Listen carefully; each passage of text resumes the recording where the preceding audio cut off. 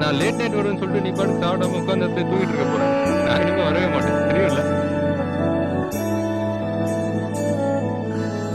உள்ள ஒளிச்ச உயிரே இப்ப பிரியாது நீ, எங்க மனசில் எழுதி வச்சாழியாது நீ. நெஞ்ச சோர்வடைஞ்ச போது ஒரு